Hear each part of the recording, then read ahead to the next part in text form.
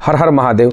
बहुत लोगों के कमेंट्स आए हैं और बहुत लोग मुझे मैसेज भी कर रहे हैं। इन वस्तुओं से जो पंचगव्य बनता है वो आपने हमें बताया है, किंतु बनाने की क्या मात्रा होती है वो भी हमें सरलता से बताने का प्रयास करें, ऐसा सभी ने कहा है। तो मैं सरलता से ही बनाता हूँ वीडियो, जहाँ तक होता है मेरा प्रयास यही रहता है। और प्रयास मुख्यतः यह होता है कि कठिन हो लेकिन शास्त्रोक्त हो। तो मैं आपको शास्त्र के अनुसार ही बता रहा हूँ। यज्ञ मीमांसा में इसका वर्णन मिलता है कि पंचगव्य बनाने की जो विधि है वो क्या होती है। तो आप आराम से सुने और समझे भी।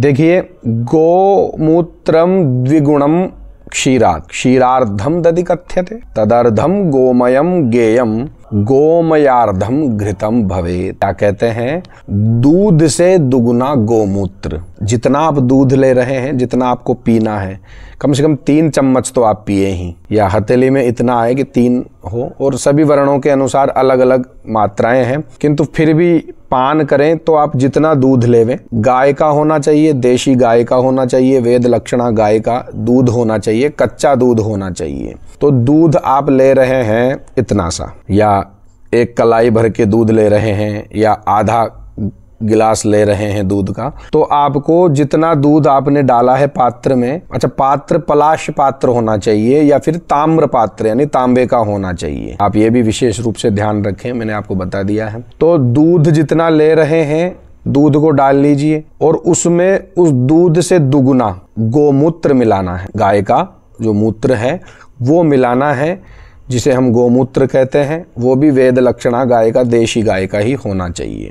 अब क्या करना है? दोनों को मिला दिए हैं। अब आपको जितना आपने दूध लिया था उसका आधा दही कर दीजिए। दूध का आधा दही लेना है आपको, वो भी गाय के दूध, देशी गाय के दूध से ही जमी हुई दही का होना चाहिए। अब आपको क्या करना है? जितना आपने दही लिया है, दूध का आधा दही लिया है, उसी दही का आधा गोबर लेना है देशी गाय का, ठीक है, और गोबर लेकर उन डाल देना है। अब आपको क्या करना है?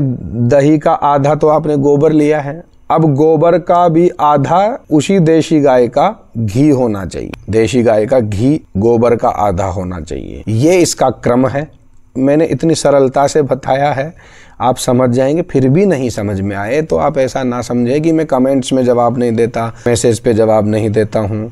मेरा ऐसा उद्देश्य है ही नहीं कि मैं वीडियो बनाऊं और व्यूज लाइक पर ही ध्यान दूं और फिर भग जाऊं, कमेंट्स का या किसी पर ध्यान ना दूं। ऐसा मेरा उद्देश्य नहीं है। मेरा व्यूज बटोरने का, कमेंट्स बटोरने का काम भी नहीं है। वो आपकी इच्छा है, आप फॉलो करें, कमेंट्स करें, लाइक करें, लेकिन सब अच्छे होने चाहिए। सैद्धांतिक विषयों पर यदि वार्तालाप करते हैं तो मुझे भी अच्छा लगता है, और मैं और वीडियो भी बनाता हूं, जैसे आपके प्रश्न होते हैं, शंकाएं होती है।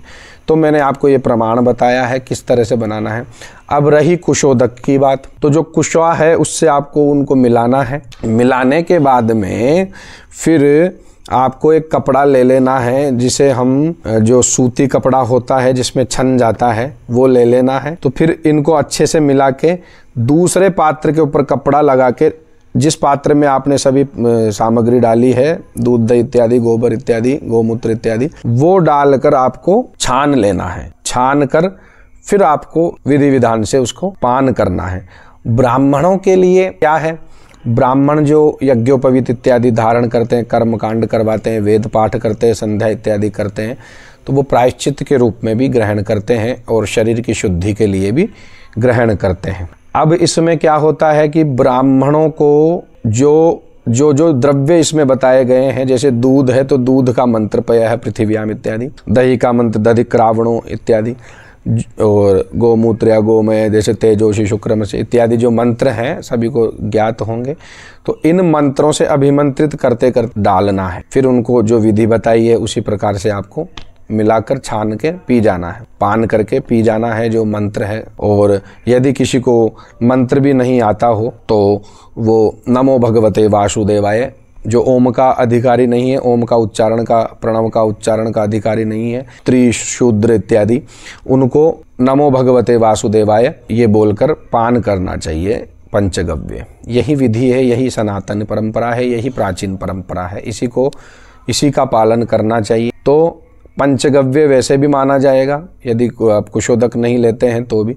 तो भेद है, वर्ण भेद हैं और कार्य भेद हैं, किनके क्या कार्य है, तो उनकी शारीरिक संरचनाओं और कार्य की जो विभाग बटे हुए हैं, कार्य क्षेत्र को देखकर ही ऐसे विधान बनाए गए हैं। तो मैंने ये वीडियो है वो लंबा नहीं बनाया है। आप सभी बोलते भी है कि आप बहुत लंबा वीडियो बनाते हैं, किंतु देखिए मैं लंबा वीडियो बनाता हूं ताकि आपको सभी को समझ में आए। अब आप या तो अपनी MB बचा लीजिए या फिर अपना परलोक बचा लीजिए। MB बचाने के आप MB से नेट इत्यादि जो बचाते हैं, MB जो दी जाती है कंपनियों द्वारा, उनको बचाने के चक्कर में आप वीडियो को भी आधा देखकर छोड़ देते हैं, किंतु वही MB आप व्यर्थ के चलचित्रों में भी दे देते हैं। तो ऐसे चलचित्र देखिए ताकि उस MB का सदुपयोग भी हो सके।